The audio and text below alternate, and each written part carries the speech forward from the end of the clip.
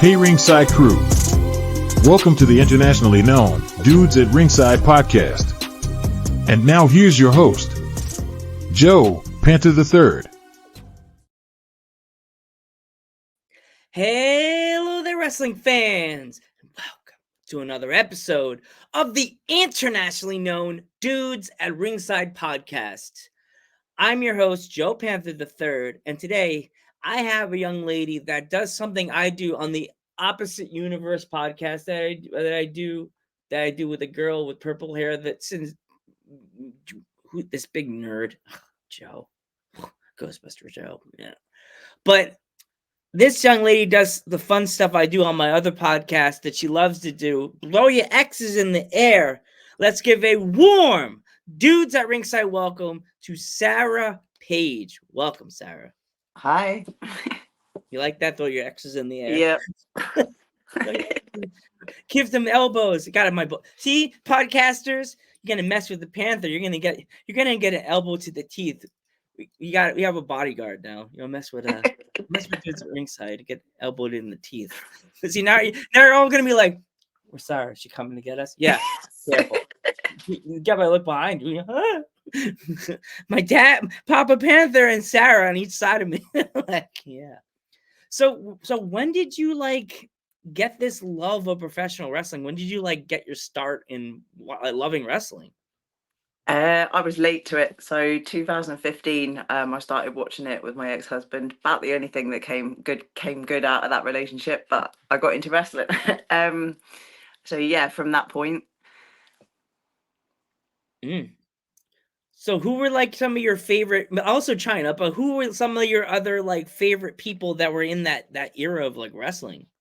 So when I first started watching it, it was Chris Jericho, Stone Cold, Goldberg was back at that point, Braun Strowman, that entire generation in the 2015 era.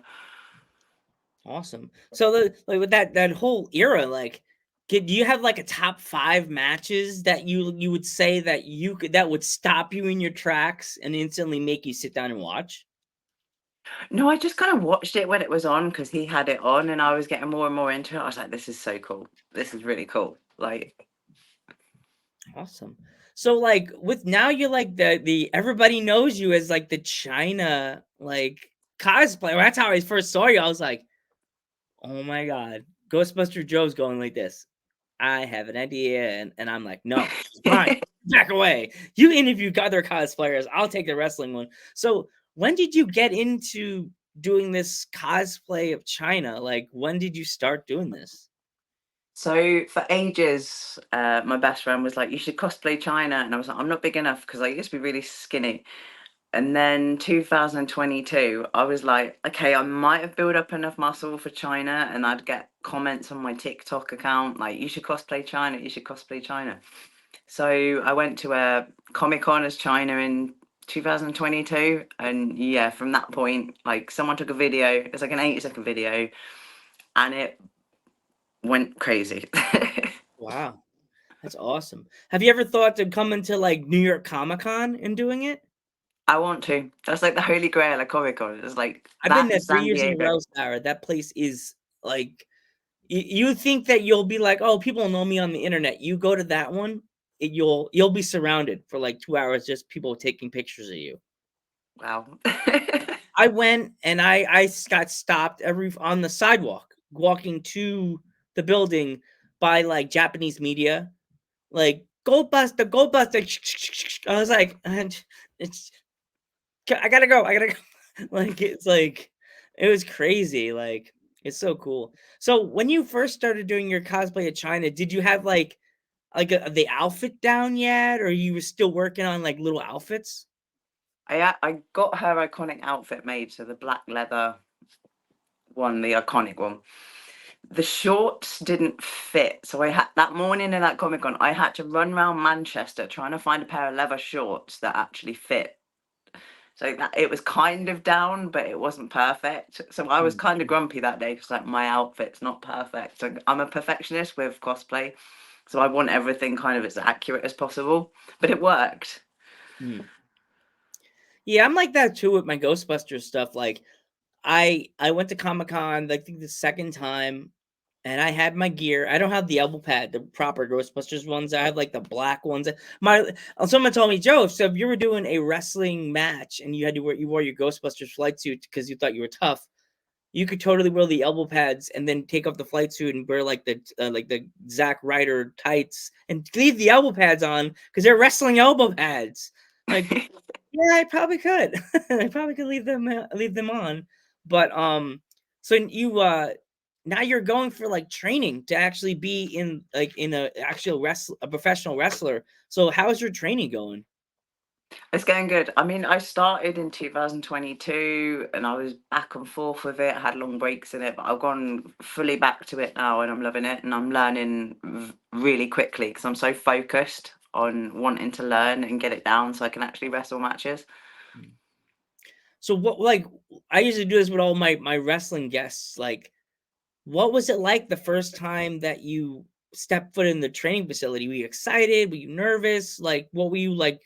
Like, what were your feelings on going into for your like training? So when I first went there, I went to WAW in Norwich, which is the Knight family, I and know that. I was nervous as hell because the whole China thing. I didn't want people judging me like, oh, she wants to be China just because of the likeness and that. So yeah, I was really really nervous just because I didn't kind of want to get picked on. Well, it's sad in wrestling. Like when you have a dream and you have a vision, and some people like to spit and like try to like shun someone with a vision. And when you have a vision, you want to prove it that it's yours and you could do it your own way. But other people try to like prove it wrong. But I see what you're doing is beautiful. It's awesome, and it's a great tribute to a woman that she really like opened the like for many people in the women in the wrestling business. She really opened a lot of things. Like, so what is like your fondest memories of China? Gosh, just everything about her. Like on a personal level, I identified with her a lot, like reading her book. But for what she did in wrestling, like she's still the only woman that's held the Intercontinental Champion belt. No one's done it since. They may never do it again. Like she just set pathways for female wrestlers. I don't think we'd have half of female wrestling if it wasn't for her. She was something iconic, something a whole another level. I don't know where it was. I heard something on, I think it was on TikTok, it was on YouTube, that she was supposed to win the WWF title from Stone Cold, but they never went with it. I didn't hear that one. Yeah, I was like, what? I don't know how true it was one of those WWE rumors, but it was supposed to happen. I think Vince was kind of not. It was at that moment. It was like, I think it was after she won the IC title, but then Vince was kind of like, I think he liked China, but like he wasn't really. He didn't think that the world was ready to see a world champion, women's champion, like woman as woman like champion. I think the fans would have freaked out and been like so excited because Oh, for sure. she beat Jeff Jarrett in that match at the pay-per-view, like, and the fans were nuts. And the American fans are crazy. So like when you go to like have you gone to ever gone to like a WWE event when they're in the UK and like No, never gone? Oh, not really? Oh, okay. I missed Clash of the Castle because I was at wrestling training. I would say if you ever go to a WWE show, you should just show up in your gear and see if anybody like bigger people would see you like, oh my gosh. I don't know if I'd be that brave to turn up in those tiny little shorts. Imagine Triple H. You show up in the Triple H as you're like ringside. Triple H is just like, remember me, Trips. So when you I know you do a lot of awesome, like, your training. I see a lot of the videos and pictures of you on your Instagram page.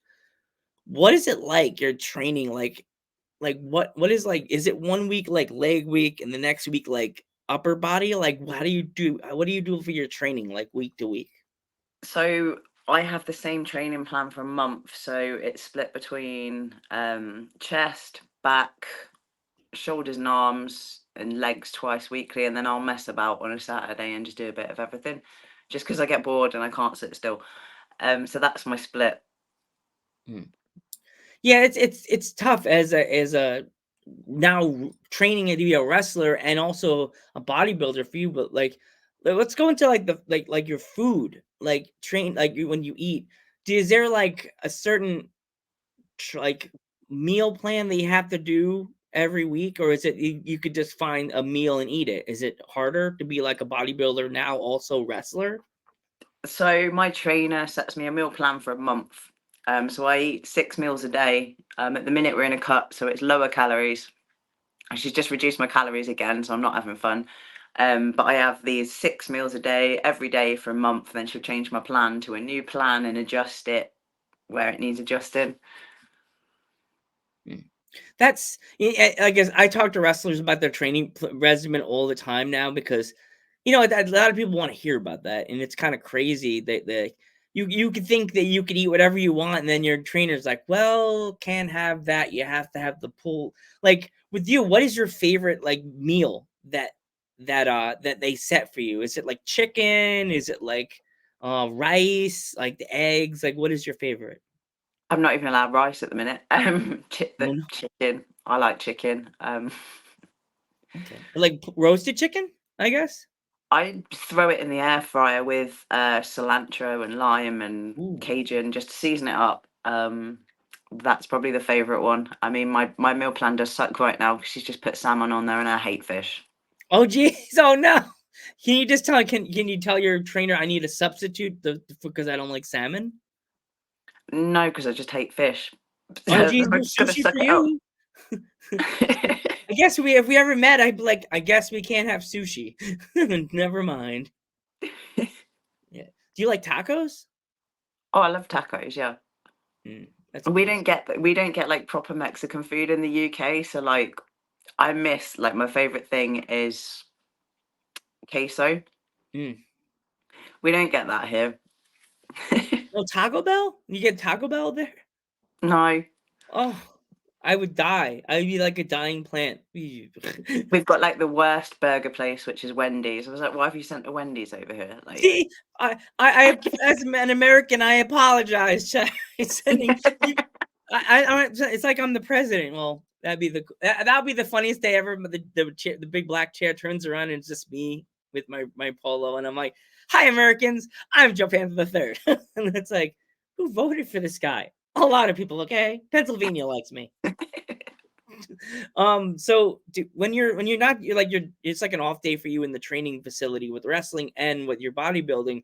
Do you get a chance to watch any like series on like Peacock or on like Paramount? Anything? Are you watching anything on TV? not at the minute. I am non-stop at the minute. Like from the point I get up to I go to bed, I'm just like non-stop. Like my social media takes up a lot of my time, and that I have to. I'll admit at the minute I'm having to take naps after the gym because of the low carb. I'm done after the gym. I'm like, I need a nap. Like I'm like a baby at this point. I was like, I'm going for a nap. Aw. I do that all the time after work. I try to take a nap because I usually work like 6 a.m. to like 3. And right, I get home, I start like when you get in your bed and you get that crease, you're in that crease of the bed, and then somebody calls you, you're like, huh? Yeah. That's me. My mom's like, Joe, and I'm like, I just got into the little crease, my little cave in my bed, my little cave. So yeah. Do you collect anything? I don't at the minute. I used to collect stuff, but I sold a lot of my collectibles. Oh, no. Yeah, I regret it. So I'm just China stuff really at the minute. If I see something China, I'll get it. Have you got any? Do you ever get any of the like pops of China or like have any of the old Attitude Era toys of China? I've got a couple of the figures and then like the Funko Pop. I found this awesome like It's like a big glass brick thing. It sounds Mhm. weird. It's got fairy lights in it and like China's picture on it, so it's like a lamp. Like it's really nice. Oh wow. And then I've got all my autographs that I've got like on my wall and stuff. But yeah, that's about it of my collection at the minute. I used to collect like Harry Potter, Disney, that kind of thing. I had a ridiculous collection. It was I could barely get in my room, to be honest. Oh wow. Have you ever met like Sean Waltman, X-Pac before? Yep. What did you think? Was he a nice guy? He was I was honestly like I met him at the For Love of Wrestling Comic Con in Manchester, and I was honestly scared that I'd weird him out. But he was lovely. I went up, shook his hand. I was like, "It's really nice to meet you." And he was like, "I'm aware of you because of China's estate." And he was just really, really pleasant. I had a photo, and yeah, That's cool. That's really cool that like you got a chance to meet X-Pac. I said it bro kayfabe. I was like, let me go over here and say real names. like it's kind of cool that you met him and he knows about you. That's the coolest part. Isn't that like yeah, I cool for was you that like, yeah. it's pretty bizarre when like these people that you watch on TV, the big wrestlers, and they actually know who you are. I'm like, for real? You know me? Like, yeah, that's cool. I find that really awesome. So, before we go, if there was any kids that anybody that wants to follow you on social media, like how can they find you? So I'm on Instagram and X as China Syndrome underscore and Facebook and TikTok as China Syndrome. Awesome. If there was any kids that wanted to like get into like bodybuilding or get into wrestling like you, what kind of advice would you give them? The first step's always the hardest. So if you're nervous about it or you're doubting it, but you want to do it, just take the jump, do it. Awesome. Sarah, I want to thank you so much for coming on the podcast. It really means a lot to have you on because I'm a big Thank you for fan of the having me. Attitude Era, and it was so much fun. Thank you, Sarah. I'm Joe Panther the Third. Your turn. I'm Sarah Page. And we will catch you in the next one.